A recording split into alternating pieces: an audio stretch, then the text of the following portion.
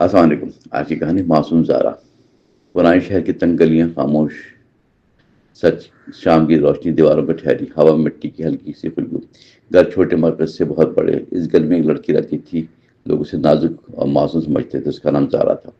زارا کی آنکھیں گہری اور روشن، جیسے خوابوں سے بکھری ہوئی جھیل۔ اس کی مسکراہٹ نرم اور سادہ۔ لوگ اسے دیکھ کر خوش ہوتے، مگر دنیا کی نظریں عجیب۔ معصوم چہرے پہ ہی سوال بن جاتے تھے، باتیں افواہ میں بدل جاتی تھی۔ زارا کے بعد ایک محنتی آدمی، ساری عمر عزت سے جیتے رہے۔ ماں خاموش مگر نرم دل کی عورت، گھر کا سکون سے قائم تھا۔ گھر کی دنیا میں بہت چھوٹی مگر امیدیں سے بھری ہوئی تھی۔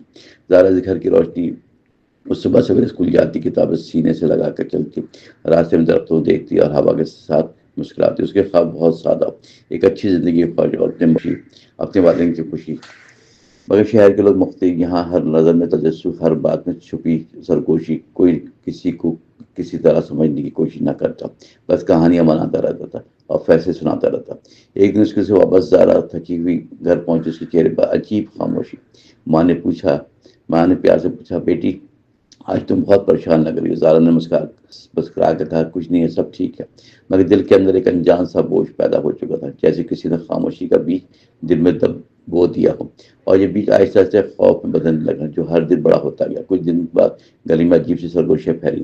لوگ ایسے ایسے باتیں کرنے لگے، زارا کے بارے میں۔ کوئی کہتا اس نے دیکھا ہے، کوئی کہتا سنا ہے، کچھ اور افواہ آگ بن گئی۔ زارا کو سمجھ نہیں آئی آخر لوگ کیوں بدل گئے۔ کل تک جو مسکراتے تھے، آج نظر چرا کر گزر رہے ہیں۔ کچھ عورتیں دروازے پر کھڑی ہو کر سرگوشیاں کرتی۔ زارا کا دل ٹوٹ جاتا۔ گھر کے اندر بھی خاموشی پہلے سے زیادہ گہری ہو گئی۔ باپ کے چہرے میں فکر، اب ماں کی آنکھ میں نمی، مگر کسی نے سچ کو پوچھنے کی ہمت نہ کی۔ زارا تنہا رہ گئی۔ وہ اکثر رات کو جاگتی، کھڑکی سے آسمان دیکھتی، چاند جیسے کوئی نیا رازدار خاموشی سے اسے سناتا تھا۔ وہ آہستہ آہستہ خود سے کہتی، میں نے کچھ غلط نہیں کیا، پھر یہ سزا کیوں مجھے ملے۔ ایک دن اس کی دوست عائشہ سے ملنے آئی۔ عائشہ نے اس کا ہاتھ پکڑ کر نرمی سے پوچھا، آگے حقیقت کیا ہے زارا؟ لوگ عجیب باتیں کرتے ہیں، تم خاموش رہتی ہو۔ زارا کی آنکھوں میں آنسو چمکنے لگے۔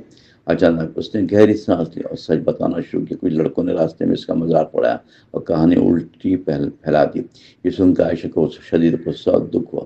اس نے کہا، یہ دنیا اکثر معصوم کو قصوروار بنا دیتی ہے، بغیر سوچے سمجھے، مگر سچ کبھی چھپتا نہیں۔ اگر کوئی ہمت کرے۔ یہ الفاظ زارا کے دل میں امید بن گئے۔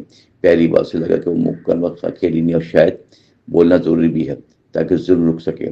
اگلے دن وہ مضبوط دل کے ساتھ باہر نکل گئی۔ گلی کے لوگ حیران نظریں جھکائے بغیر سیدھا چل رہی تھی۔ اس کے قدم پہلے سے زیادہ پختہ۔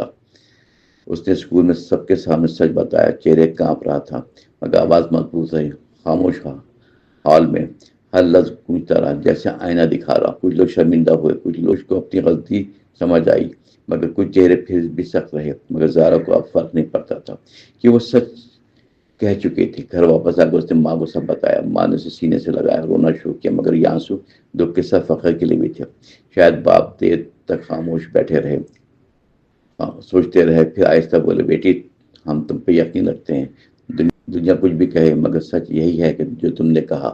یہ سن کر زارا کے دل کا بوجھ پہلی بار مکمل ہلکا ہوا، جیسے برسوں کی قید ختم ہوئی اور روح کو سکون مل گیا۔ اچانک اس رات آسمان پہلے سے زیادہ روشن لگا ہوا تھا، ہوا میں نرم اور شہر کی گلیاں خاموش۔